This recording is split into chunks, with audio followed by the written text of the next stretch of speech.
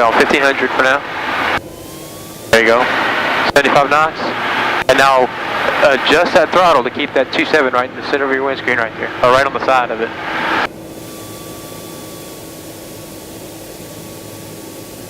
You're going to fly to center line and you're going to use rudder to straighten you out with the runway. Alright, you got the runway made. Light power.